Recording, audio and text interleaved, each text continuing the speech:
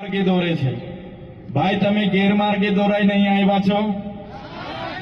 પાછળવાળા તમે ગેરમાર્ગે દોરાઈને આવ્યા છો? નથી ને? તમે બધા સમજુ લોકો છો, કોઈ આમાંથી ગેરમાર્ગે દોરાય એવા નથી।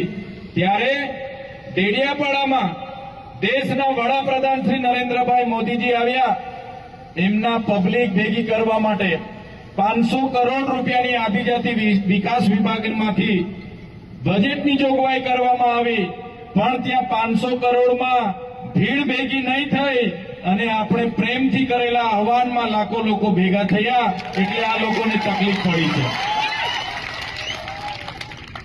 એમને હતું કે ભાઈ આદિવાસી વિસ્તારમાં તો એક ચૈતર વસાવો છે, તે બધાને જાગૃત કરે છે, ભેગા કરે છે, એમની લડાઈ લડે છે, અધિકારોની વાત કરે છે, ખેડૂતની વાત કરે છે, વિદ્યાર્થીઓની વાત કરે છે, મહિલાઓની વાત કરે છે, કર્મચારીઓની વાત કરે છે। એને આપણે દબાવી દેવાનો છે, એને 15 તારીખે મોદી સાહેબના હસ્તે જોડી દેવાનો છે, એમ કરીને મોદી સાહેબને દેવમોગરા લઈ ગયા। દેવમોગરાથી નરેન્દ્રભાઈ મોદીને ડેડિયાપાડા લાવ્યા, પણ આપણે એક એવાન કર્યું કે અમે 1 લાખથી પણ વધારે લોકો નેત્રંગમાં ભેગા થશું અને બધા પ્રેમથી 1 લાખ પણ વધારે લોકો નેત્રંગમાં આવ્યા। આ આપણી તમારી ને અમારી બધાની તાકાત છે।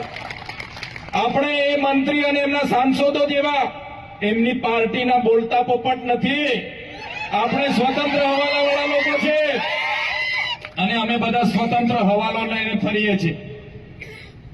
અમે બોલીએ એટલે અમને જેલ કરે।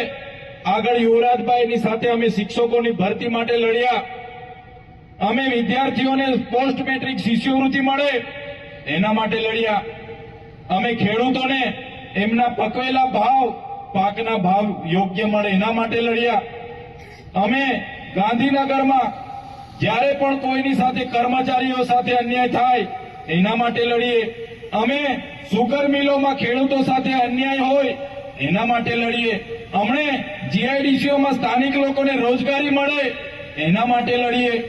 ત્યારે આ ભાજપના સરકારને ગમતું નથી, એમના ભૂપેન્દ્રભાઈ પટેલને ગમે નહીં। એમને લાગે કે આદિવાસી યુવાન અમારી આટલી મોટી સરકાર સામે કઈ રીતના બોલી શકે, એમના હર સંઘવીને લાગે કે આદિવાસીનો યુવાન અમારી આટલી મોટી સરકાર સામે કઈ રીતના બોલી શકે, અને અમને પણ જેલોમાં જવું પડે છે। યુવરાજસિંહ જાડેજા પણ જેલમાં જવું પડ્યું, બ્રિજરાજ સોલંકીએ પણ જેલમાં જવું પડ્યું, ચૈતર વસાવાએ પણ જેલમાં જવું પડ્યું, ઈશુદાન ગઢવીએ પણ જેલમાં જવું પડ્યું, ગોપાલભાઈ ઇટાલિયાએ પણ જેલમાં જવું પડ્યું, અરવિંદ કેજરીવાલજીએ પણ જેલમાં જવું પડ્યું। પણ અમે આમ આદમી પાર્ટીના સૈનિકો એવા છે કે ભારતીય જનતા પાર્ટીના હર સંઘવીની પોલીસમાં તાકાત નથી કે અમને જેલોમાં નાખીને દબાવી શકે। ત્યારે સાથીઓ આજે ખેડૂતની હાલત શું છે? આજે ખેડૂતો પોતાનો પાક આખું વર્ષ પોતાના પરિવાર સાથે મહેનત કરે છે, જીવના જોખમે રાત્રે દિવસે કામ કરે, મોંઘા મોંઘા બિયારણો, મોંઘી મોંઘી દવાઓ અને મોંઘી મોંઘી મજૂરીઓ લોન લઈ સાહસ કરે। અતિવૃષ્ટિનો માર વાગે, માવઠાનો માર વાગે, સૂકો દુકાળ પડે, લીલો દુકાળ પડે અને છેલ્લે જ્યારે ઢોર ખાય, ચોર ખાય, મોર ખાય અને બધાના કોળિયાનો નિવાલો બધાને પહોંચાડીને પોતાનું વધે, એમાંથી જ્યારે વેચવા માટે બજારમાં જાય ત્યારે આજે આ દેશની નીતિ એવી છે કે ખેડૂતોના માલનો ભાવ પણ પોતે કરી નથી શકતો, એમના માલના ભાવ કરવાવાળા ભારતીય જનતા પાર્ટીના દલાલો બેઠા છે। એક બાજુ દેશના વડાપ્રધાન, એક બાજુ ગુજરાતના મુખ્યમંત્રી કપાસનો ટેકાનો ભાવ 1622 રૂપિયા જાહેર કરે છે અને ખેડૂત જ્યારે કપાસ લઈને બજારમાં જાય તો 1250 રૂપિયા મળે છે। એક બાજુ આ ગુજરાતના મુખ્યમંત્રી મકાઈનો ટેકાનો ભાવ 2100 રૂપિયા જાહેર કરે છે અને ખેડૂત પોતાની મકાઈ લઈને બજારમાં જાય તો 1700 રૂપિયા મળે છે। આ સરકારની નીતિ, એક બાજુ દેશના વડાપ્રધાન કહે કે ખેડૂતની આવક અમે દુગની કરીશું, આ તમારી નીતિઓ ખેડૂત દિવસે ને દિવસે ગરીબ થતો જાય છે અને એમના ઉદ્યોગપતિઓ દિવસે ને દિવસે અમીર થતો જાય છે। ત્યારે ખેડૂત મિત્રોએ પણ જાગવું પડશે। જે સરકારો આપણા માલનો ભાવ આપણે નક્કી નથી કરવા દેતી, એમના માર્કેટ યાર્ડો, એમની એપીએમસીઓમાં એમએસપી પ્રમાણે આપણને ભાવ નથી મળતા, સીસીઆઈના કેન્દ્રોના નામે એ લોકો હોદ્દેદારો જ્યારે આપણી સાથે લૂંટ મચાવતા હોય ત્યારે જે આ કડતા પ્રથા છે એ કડતા પ્રથાને નાબૂદ કરવા માટે આપણે બધાએ આવનારા દિવસોમાં આગળ આવવું પડશે. એપીએમસીઓમાં જઈને કડતા પ્રથા સામે પણ આપણે લડવું પડશે. તમે જોઈ લો, આજે આમ આદમી પાર્ટીના રાજુભાઈ કરપડા, પ્રવીણભાઈ રામ અને એમની સાથેના ખેડૂત મિત્રો બોટાદ ખાતે આ કડતા પ્રથા સામે લડ્યા ત્યારે આ હર્ષ સંઘવીની પોલીસ દ્વારા એમના પર લાઠીચાર્જ કરવામાં આવ્યો, દરવાજા તોડીને મારવામાં આવ્યા, મા બેટીઓ સાથે અત્યાચાર કરવામાં આવ્યા અને હર્ષ સંઘવીને એનું પ્રમોશન મળ્યું, એમને સુપર સીએમ બનાવવામાં આવ્યા. ત્યારે અમે એ સરકારને બી કહેવા માંગીએ છીએ, તમે હમણાં મંત્રીમંડળ બદલી રહ્યા છો, આવનારા દિવસોમાં આ પ્રજા અને આ જનતા તમારી આખી સરકાર બદલવા માટે તૈયાર છે. ત્યારે આગળ અમારા સાથી બ્રિજરાજભાઈએ કીધું, આપણા યુવાનો જ્યારે શિક્ષણ માંગે છે ત્યારે આપણને મંદિર મસ્જિદની વાતો કરશે, આપણે રોજગાર માંગીશું, ભારત પાકિસ્તાનની વાતો કરશે અને આપણે જ્યારે ખેડૂતો એના પાકના ભાવ માંગશે, આપણે વિકાસની વાત કરીશું તો આત્મનિર્ભરની વાત કરશે, રાષ્ટ્રભાવનાની વાત કરશે, પણ આપણા હકની વાત એ લોકો ક્યારે નથી કરતા. ત્યારે બધાએ આપણે જાગવાની જરૂર છે અને આ સરકાર, એમના મંત્રીઓ માત્ર ને માત્ર રબર સ્ટેમ્પ છે. એમના મંત્રીઓની તાકાત નથી, એમના ધારાસભ્ય સાંસદોની તાકાત નથી કે એમની સરકારમાં આપણો અવાજ બને.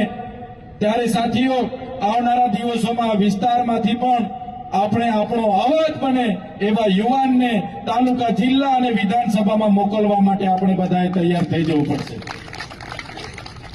અમે અવારનવાર બોલીએ એટલે અમારો અવાજ દબાવવા માટે અમને જેલો કરવામાં આવે. આગળ મને મારા પરિવાર સાથે 90 દિવસ સુધી જેલમાં રાખવામાં આવ્યો. હમણાં તમે જોયું હશે, એક સામાન્ય બાબતમાં આખું ષડયંત્ર ઉભું કર્યું અને ષડયંત્ર ઉભું કરીને મામલતદાર ટેબલ પર જામીન આપી દે એવી સામાન્ય ઘટનામાં મને વડોદરાની સેન્ટ્રલ જેલમાં રાખવામાં આવ્યો અને સેન્ટ્રલ જેલમાં રાખવામાં ત્યાં પણ એટલી વેદનાઓ, એટલી યાતનાઓ આપવામાં આવી કે તમે ભારતીય જનતા પાર્ટીમાં જોડાઈ જાઓ, તમને મંત્રી તંત્રી બનાવી દઈએ.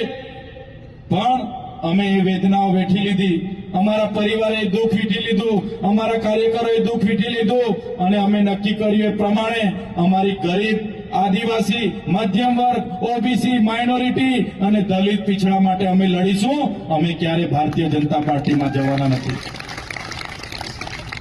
સાથીઓ, અમે જઈએ, અમે મંત્રી બનીએ, તંત્રી બનીએ, પૈસા લઈ લઈએ, બંગલા થઈ જાય, ગાડીઓ થઈ જાય, પણ એનાથી અમને સંતોષ નથી. તમારા જેવા નાના નાના સામાન્ય લોકો અમારા માટે ફૂલહાર લઈને અમારું સ્વાગત કરે છે, અમારી રાહ જોઈને ઉભા છે, ભૂખા બેઠા છે. આજ અમારા માટે બહુ મોટી પૂંજી અને સંપત્તિ છે. એ ભરોસો અમે ક્યારે તોડીશું નહીં. જ્યારે સમાજને જરૂર પડશે, જ્યારે ગુજરાતના લોકોને જરૂર પડશે, અમે અમારું લોહી વેવડાવી દેવા માટે તૈયાર છે, અમારું ધન આપવા માટે તૈયાર છે. પણ આ ભારતીય જનતા પાર્ટી માટે અમે લડીશું ને લડીશું. ત્યારે આટલી યાતનાઓ વેઠવી પડે અને એવા સંજોગોમાં તમારી બાજુના એક સાંસદ હતા, એમણે પ્રેસ કોન્ફરન્સ કરી અને કીધું કે ચૈતર વસાવા જેલમાં ગયા છે, એની કારકિર્દી અમે પૂરી કરી નાખીશું, એને હમણાં છૂટવા નહીં દઈએ, 3 વર્ષ પછી આવશે. ત્યારે સાંસદને અને તમારા ત્યાંના મંત્રીને પણ કહેવા માંગુ છું, તુમકો કા લગતા થા નહીં લૂટેંગે, तुमको क्या लगता था नहीं लौटेंगे, गलत.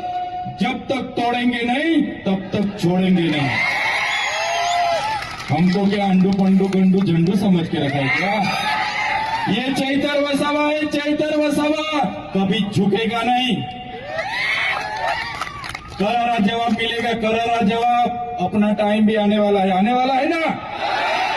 अपना टाइम